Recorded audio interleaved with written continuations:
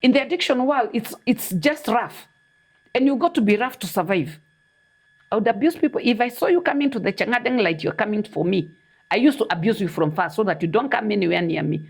It took a while for my last born daughter to call me mom, even when I was sober. She called me mom for the first time after 6 years because she couldn't trust me. So even if she wanted something, she would call my mom.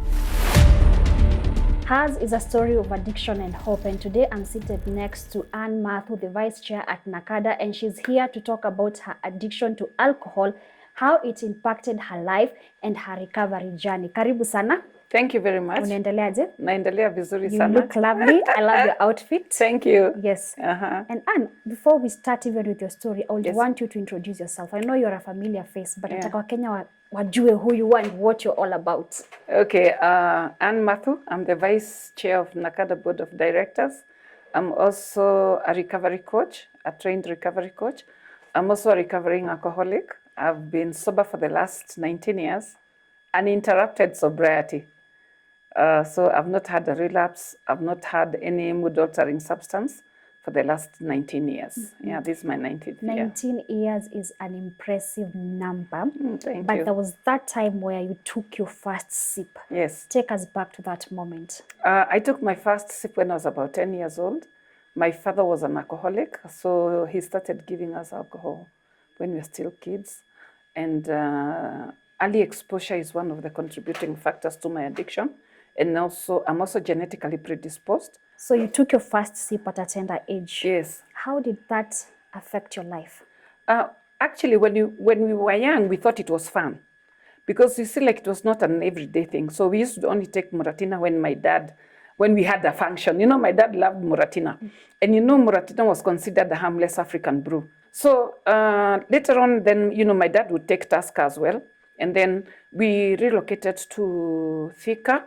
I was born and brought up in Thika in the mid-60s. That's when Thika became a municipality. So before we were in Muranga, and then 1966 is when we went to Thika, and my father was working for Thika Municipal Council as a senior administration officer. And actually, he became a member of Thika Sports Club, and you know, those high-end clubs. So we started now frequenting those clubs with my dad. So I was very close to my dad, and so now I graduated also to Tusker. So sipping a little bit of Tusker here and there. This time round, we thought it was fun.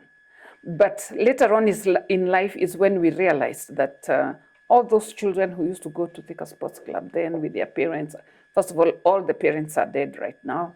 Most of the children, my friends, the ones we started drinking with at tender age are also dead. Because some of them got addicted when they were still very young. Nobody knew about treatment and rehabilitation then. Others didn't get a chance of even going to rehab, even by the time I went. Others were in denial and they died. So in that clique of people who were we can say, the well-known African people in Thika, where the children really got messed up. The children really got messed up with alcohol. Because, you know, this was a new thing and we just wanted to adapt to the Mzungu way of life. And little did we know that, you know, we'll get messed up. My dad died in a road accident when he was under the influence of alcohol in 1977. When I was that time I was in Form 1 in Gandu Girls. And actually his death was a big blow to me. And then I enrolled for Miss Kenya Beauty Contest in 1982. I came second. Oh, wow. And then started modeling. So I'm getting a boom, I'm modeling, so extra money. And, you know, I changed my friends because now as a beauty queen, you just don't have a boyfriend who is walking around Kenya Polytechnic compound. And socially in spaces where there's alcohol. Oh, yes. And I started changing clubs. I changed even brands because now I was, you know, at another level. And that messed me up as well. Like I said, it's gradual.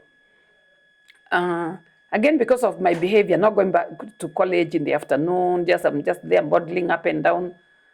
Again, I was referred in some subjects at Kenya Poly. But by the time I left Kenya Poly, I was already pregnant. And I was posted to Moi Ikweta Girls as a cateress. So after I got my baby, I fell out with my boyfriend, and he got somebody else. And this was very devastating for me. A new mother in a new town, you've been abandoned by the person you thought who loved you. And that's why I tell people, we can never ever pinpoint what drives a person deeper and deeper into addiction. There are so many contributing factors. Along the way, that was one of them that I never saw coming. So I started keeping alcohol in the house. I made friends with the pilots who flew the fighter jets at Laikipia Air Base. And you can imagine I was beautiful. You know that model look, the model touch and walk. So I made quite a number of friends with a number of captains. And actually, I used to get a lot of alcohol and keep in the house. So I sort of became a closet drinker because I'm still mourning this relationship, you see. Because you see, my daughter was named after his mother. And I had a lot of hope that I'm getting married to this guy. He had come and talked to Wazes that, he's going to marry me. And then all of a sudden things changed. And you can imagine that's a big loss. That's a big blow. When I was only 17, 18 years old. So I started drinking a lot in the house. And then I decided now I'm getting out of the house and not now drinking in the house anymore. And I started coming to home late. And remember, this is a girls' school, and I was housed within the school compound. Yeah. So again, I fell out with the management because taxis coming in at 3, 4 a.m., that was not a big picture. So I fell out with the management and I just took my daughter and came to Nairobi. In Nairobi, I got a job with Pan-African Hotel, housekeeping department. And then again, alcohol is readily available there. So this time my drinking was bad. I had to drink in the morning. I used to get the morning shakes. So I had to drink to stabilize. So we were supposed to check in at 7. I used to check in at 6:30. So that I could go to the swimming pool bar. The barman was an alcoholic as well. So we would take about 4 shots of whatever drink was available that was open. And then this time around, I used to get the alcoholic fits. So after I smoke, I used to get the fits. You just unakauka. You wanasema kastima. And then after, it's just used to go for a few seconds and then stop. So then at that time I you're already stabilized. Dealing with the addiction now. Yeah, already I'd gotten now hooked to alcohol. Okay. I could not survive without alcohol. And then again, now being in the housekeeping department, what I used to do, after I take the early morning drink, I would go to the reception, take the room occupancy list, check the vacant room, take the master key, open the vacant room, and actually store my alcohol in the water system of the toilet. So that the moment the alcohol level in my body goes down, then I'd go back to the room and take a swig or two. Then in the evening, I'd throw away the bottle. So after about 3 years, by the time I was on the second year, going to the third year, I started missing work. Every time I got my pay. So I'll disappear, drink, and then when the money is over, then I come back to work. Show up again. Did you have friends who were non-drinkers then? No, you cannot cope with non-drinkers. Because non-drinkers, first of all, will criticize you. And nobody wants to be criticized. Because first of all, you already feel that you're dependent on the alcohol and you feel you need to change. But you don't know how to change. You see? So all your friends have to be friends who drink and whose lives revolve around alcohol. And somehow you find each other. We find each other. And actually, alcoholics are the best people in terms of making new friends. You make new friends very quickly. So I even tell people at the workplace, they don't bother even transferring a person from Nairobi, I don't know, to Garissa because they are drinking. The first day, they will make friends. Even if he doesn't have a place to sleep, he'll get a place to sleep. So you're actually transferring the problem. So they transferred my problem from Pan-African to Tea Hotel. And actually, after 3 years, I fell out again with the management of the hotel because now I'm drinking while on duty. And actually, I started now having quarrels with the workers. And actually, I was promoted to assistant housekeeper. Oh. Yeah, so I started now going drinking until morning. So one day I went to Midwest. I drank there. And then my manager came, found me there. So I told him to buy me a drink. He bought me 2 drinks. And then he asked for the bill. I mean, a whole grown-up man but paying for 4 beers. Because he bought me 2 and he took 2. Now he's asking for the bill that he pays. They can be, excuse me, sir. You have to wait for the bill. Ijae pande hii na ijae pande hii ingine. What are you paying for? I made noise until he bought another 4 and he left. So after that, I club hopped until about 5 in the morning, and then I went home, took a shower, slept I think for an hour. I drank my pilsners, the ones I'd carried home, and went to work. So I was told there was a meeting for heads of department in the boardroom. I went and blacked out in the boardroom. Yeah. I hadn't slept the whole night. I was still drunk in the morning. Blacked out, so they told me, the meeting was about you and you might lose your job. So I was told to write a letter to show why I should not lose my job. This time I had another kid because I met another guy who was drinking there, and his wife had run away because he was also an alcoholic. So you only get married to other alcoholics because they are the only people who can stand your nonsense. Yeah. So anyway, now I had 2 children. And actually my brother told me, wewe chukua watoto wako, ukuje na gari ya IDP, alafu mimi ni mobilize watu, wakuchangie ndio wakuchangie vizuri na 10% ni yangu, juu ya kumobilize watu. Hii field ya ulevi lazima malipo iwe. So anyway, so that's what I did. I went back to Thika as an IDP, nikachangiwa vizuri sana. I gave my brother his 10%, and he got me a house near a bar in Makongeni. So now my cousins and friends were paying my rent until they realized I was not an IDP. I lost my job because of drinking. So they told me, okay, we are not going to pay your rent anymore. And I said, hey, so far so good. You don't have to look like, it's a big deal not paying my rent. But I knew, every addict has to have a plan B. So I had a plan B. Which was? That there was a doctor who was there was a doctor who used to drink in that bar, and he was not married, and he didn't have a girlfriend. So I knew this one, and he was living in a 2-bedroom house. So nikajua hapa lazima ijichanue. So one day he came to the bar and I started crying. And tears help a lot in the addiction field.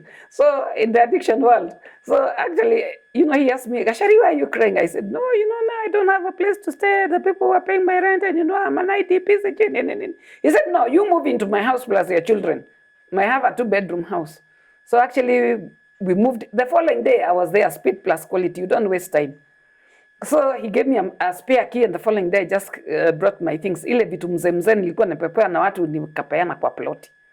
So we lived together. Nikaona hapa nikikaka, he might bring a girlfriend, ama he might get married. So I decided I'm the wife. So I moved to the other bedroom, and I became the wife. You became the wife. Yes, you have to protect your territory. So actually we lived with Daktari for 5 years.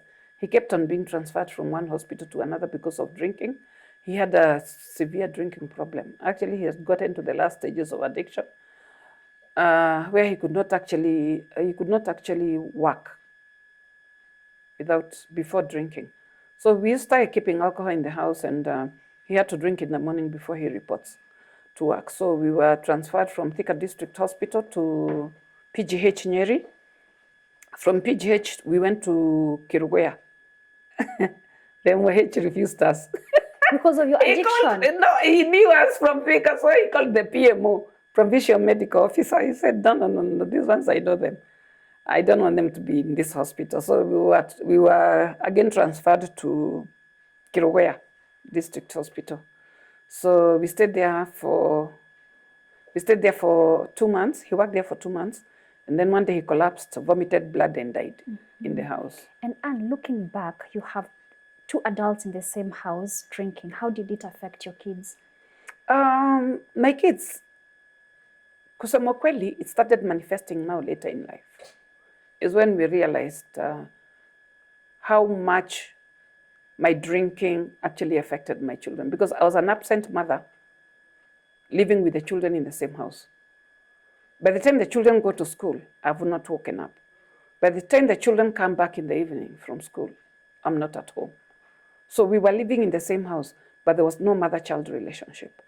So after some time, my mom, when Daktari died later, because the family closed in on me, they said I'd killed him, I'd murdered him, I don't know what, you know what happens.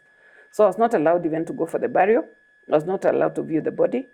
And actually, that's another loss that I was not able to process. And that's why I said there are many contributing factors. You can look at the losses from jobs to relationships and all that.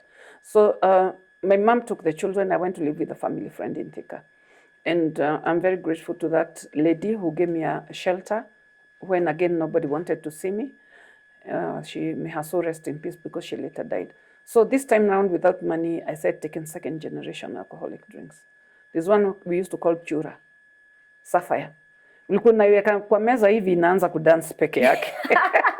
Ukikunywa chura moja mazee undalewa siku mbili. So anyway, that's when a friend of mine came from Germany and said, she looked at me and she cried. She said, Gasheri, I've never seen you like this.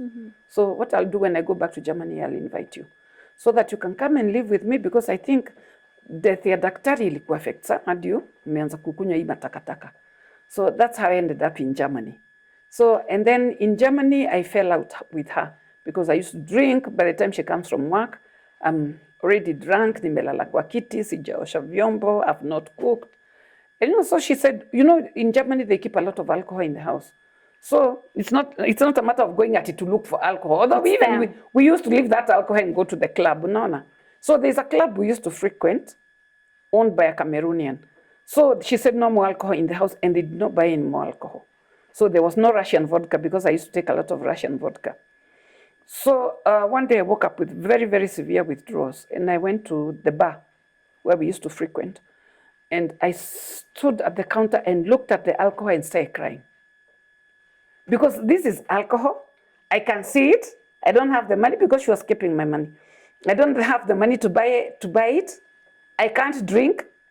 Sasa nilikuwa naiongelesha in Kikuyu, niwejo hii nadige konywa. And I'm crying.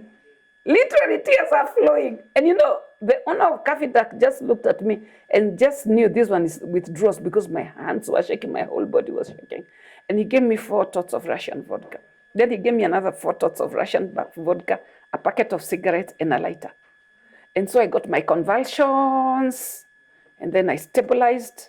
And then now I decided I have to look for money, because I can't stay without the alcohol. Shiko has my money. She has refused to give me my money. She has removed all the alcohol from the house, apart from the cigarettes. And I looked at those wazungus. And I knew I can make money out of those wazungus. So I asked them, have you ever been to Kenya? They said, no. Anna, tell us about Kenya. I said, no, you have to pay me. I can't talk about our country just like that. You want to know about the wildlife? The big 5, you want to know everything? I will teach you, I will tell you anything that you want to know about. You became our ambassador. Unasema ambassador, you have thought I was director for Kenya Wildlife. So they used to pay me, and then we used to go on with the owner of the bar. So, and then alcohol after that was on the house. And then I started running out of topics. And I knew, no, because after the big 5, you talk about one animal for 1 week. You don't harakisha. You talk about the lion today, and then tomorrow. That's a good hustle. Yeah, so you start, I started again tell, when it comes to the lion, how they mate, gestation period, and then in a zangapi, in a nyonyesha. I've never known those things. Me, I saw the lion the other day, wakati nilienda kufunza huko, Masai Mara. But you had to survive. I had to survive. Yeah. So after the big 5, I went to the tribes of Kenya. The culture, how they go through the rite of passage, different tribes and all that. Again, I saw now this one, I'm running out of topics. So I looked at them, I'm there. I knew this is my plan B. This guy was elderly. He was very sickly. So I investigated Nikajua. This guy doesn't have a wife. He doesn't have relatives. So even if he married me and died, nobody would take me to court about property and all this kind of thing. Like how you see in Kenya, how the brothers-in-law will start chasing you. So I knew this one was born alone and the parents died, no wife, no children. Nikajua hii ndio plan B. So I used to go and sit next to him. So one day he just told me, Anna, I'm in love with you. I would like to marry you. I said, I fell in love with you long time. I didn't know how to tell you. He said, Anna, will you marry me? I said, yes, I will marry you. So I called my brother. My brother was a poly drug abuser, a bangy and everything else. I told my brother kuna kamzee hapa kanakaa kifo na pesa imeshikana. My brother akaniuliza kanasemaje ati wants to marry me. My brother akaniambia speed plus quality mlete Kenya hapa tunaweza hongana tuspidishe harusi ya kuoa asubuhi akufe saa 8. Oh my God. How old That's was the thinking the of man? an addict. That's the thinking of an addict. Because what we're looking at is the money. When he dies, it's the money. Security. It has to sustain for how long, with our addiction. Yeah. And take care of our children, because the children, the first thing was to take my children to boarding school, because according to me, my children were a bother. So we came to Kenya, and actually my brother told us to stay at his place because he had a 2-bedroom house. He said, "Lazima, we have to monitor this man very well because it doesn't look very healthy." So one day he started coughing. Oh, my brother told me, Gasheri umekuja na pesa enda uhongane pale kwa AG waspidishe harusi, huyu mtu anaweza kukitoa anytime. Tulispidisha harusi, my brother akasema nimejitolea kuwa best man. Hata usinulie suit. Kuna suit hapa kwa kabati msijavaa for a very long time. Yeah. Iko sawa, iko safi. So actually that's how I got married. How old was the man? He was 75. Okay. And I was 30. Well, I was 39. Oh, No, 30 or 40. 30, 40. Huge age gap. Yeah. Yeah. But now are you looking at the man or the age, or we are looking at the money? Money was the most important thing here. So he wanted actually to adapt my children.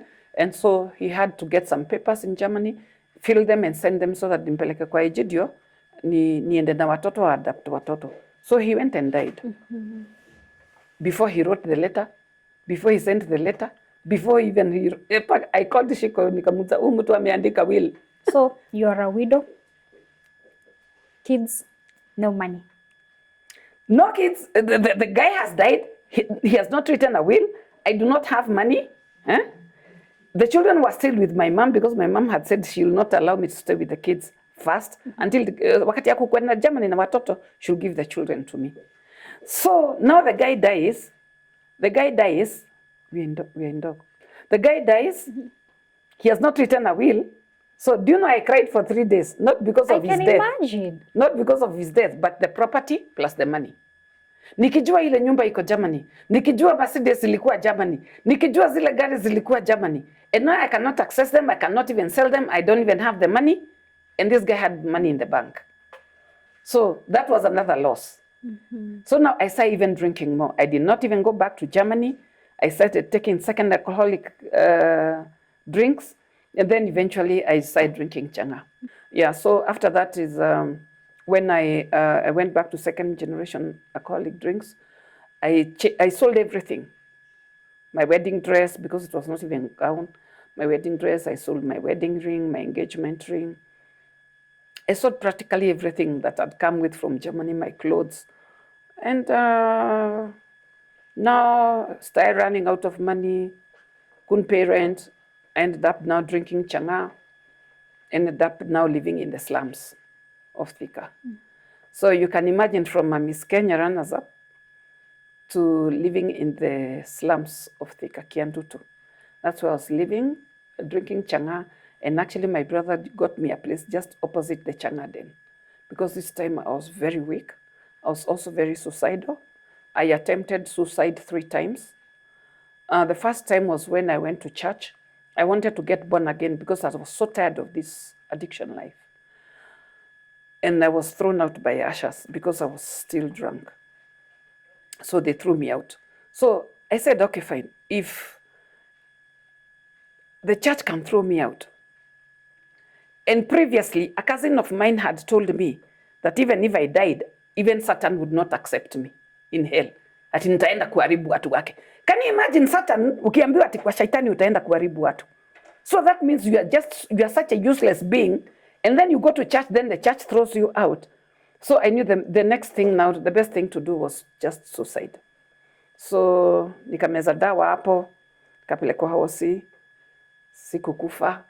After some time, my mom came with the whole clan, all my uncles plus their wives. Kujeni mtuone mtoto yenu, ndio msiseme ati alikufa na sikuambia. I don't know walikuja ni saa ngapi. So others are, others are hard on me, others are soft on me. And I was saying, no, surely, why are you hard on me? I wanted to die. I did not die because of this. The way, everybody is telling me how useless you are, how baseless you are, how nameless, how a useless mother you are. Who wants to be useless in life? Nobody. Addiction has made me the way I am. And I tell people, separate the person from addiction. Close in on the behavior brought about by addiction, not the person. The person is still good. And that's why you'll always hear people saying, oh, kama hajakunywa ni mtu mzuri sana. Lakini akikunywa, so what is bringing the bad behavior? Is a drug of choice. So don't close in on the person telling them how useless they are. They are not useless. They are human beings and they are still your brothers and sisters. This is what I came to learn later. And that is how I'm now able even to actually be able to do interventions so easily. If I go to your home and you have an addict, believe me, it will be easier for me to get that person into a treatment facility than any professional in that field. Why? Because they will relate with my story, because I start by telling them my story, where I went to, what depths I went into before I checked into treatment. And at times, along the way, they'll find by themselves in my story, and they feel understood. Okay. Anyway, how I went to rehab now is a person I used to drink with who went for treatment, went to a treatment center or a rehab, who came looking for me. And he gave me hope, because one thing we forget is to give these people hope that recovery is possible. Yeah. So he came and told me, oh, Gashari, you're still very beautiful. And that time I'd even broken a mirror. I looked at myself in a mirror one day and I said, Geshisho, I broke the mirror because I couldn't believe that's me. I was skinny, balinky, long legs. And actually my face, my skin was ash gray. Malnutrition and all that, because we have no appetite for food. Your esteem, it's on the low. Yeah, everything about you is so low. And then the mirror, I started looking at myself when I went to rehab after about 2 months, is when I had the courage to look at myself in the mirror. So this person comes and tells me, oh, Gashari, you're still beautiful. Gashari, you're still very intelligent. There is a way out. There's life after addiction. I went to a rehab and here I am. Because the guy came looking so nice, And there's a time he didn't have money. I'm the one who used to buy him alcohol. I used to give him money sometimes, and I used to wonder what's wrong with this guy who was in India and can't even get himself a job. And this is a guy who rescued me by bringing out the good in me. He said, Gashari, you are very social and you're very talkative. You can be a public speaker. You can talk about drugs. You can talk about your life. You can talk. And he gave me so much hope. Hope nobody else had given me. Because everybody just told me about the negative side of my life. Nobody ever saw anything good in me. Here comes a person who brings out the good in you, the good that has been buried by the alcoholism, and he has brought it out. He gave me hope that there is life after addiction. Mm-hmm. And that's how I ended up in a rehab. So I always tell people, bring out the good in that person. There's the good side. It's not always the bad, the bad, the bad. They've sold things, they've sold what, they've sold, but has he done something good since he was born? Yes.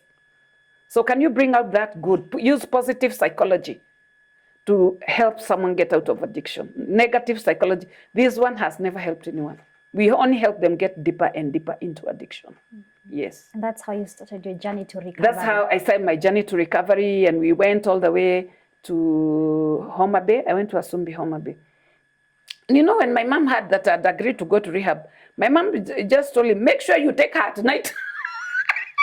If you take her during the day at Atoroka, and you'll find her in Nairobi. She'll get to Nairobi before you. So actually we took a night bus and I went, and I found a lot of love in the treatment facility. For the first time, I cried because people loved me. People showed me a lot of love, because when I got to the facility, everybody was welcoming me. Mm. And I was wondering now what's wrong with these ones, because when they started coming towards the gate, I thought they were coming to beat me. And so I asked this guy, now, why are these people coming? Because I was scared. Because, in the addiction world, it's just rough. And you got to be rough to survive. For me, I survived because my dad used to teach us how to fight since we were small. So we knew fighting is cool. And you have to be rough. So nobody could mess around with me, even when we used to be in the Changadens. Nobody, the way you talk, what comes out of your mouth even makes people scared. Mm-hmm. They are scared of you. And you start telling them how you are a street fighter. You've got to come out strong, you know. So, he told me, no, that's how they welcome people. When they see you, a newcomer at the gate, they will all come and tell you, welcome, even us, we felt that fear. You should not fear. We'll be here for you. We are your brothers and sisters. And for the first time, I cried because, someone, said, can I help you carry your bag? Another one is hugging you. Another one is holding your hand. We'll take you to the office. By the time I get to the office, they've already made me tea. Oh, wow. I said, God, this kind of love, when did I ever see this kind of love? You didn't even know that you needed that. I didn't know I needed that because actually alcoholism had masked all that. And actually is when I called my mom, when my friend called my mom, I asked my mom, why hadn't you brought me here earlier? She said, who could talk to you? I was very abusive. I would abuse people. If I saw you coming to the Changadeng light, you're coming for me. I used to abuse you from far so that you don't come anywhere near me. I used to abuse watu paka wana sweat. So they were scared of me.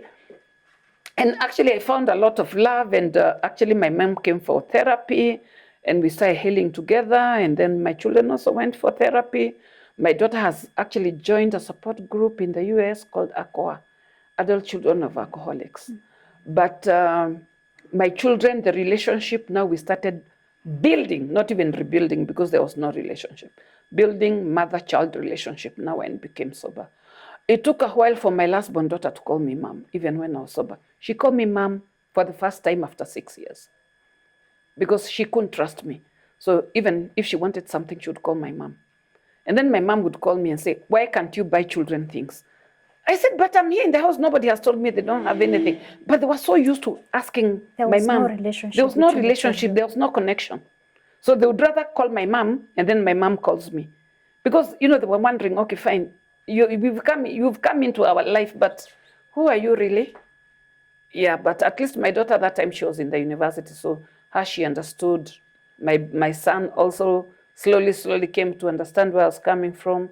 I used to talk to them a lot and tell them I'm sick, and even they were told when they went for therapy. But my last born daughter, because I'd left her when she was still very young, she grew up knowing my mom, not me. Mm-hmm. Yeah, but now we have a close-knit relationship. And today you are at the realm of fighting addiction and substance abuse. Do you believe that we can conquer this as a nation? We can. Although alcohol and drugs have been there for a very long time. What we need to do is a lot of public awareness, a lot of public education, make people aware of the effects of these drugs, and even alcohol. Alcohol being the most commonly abused drug, simply because it's legal.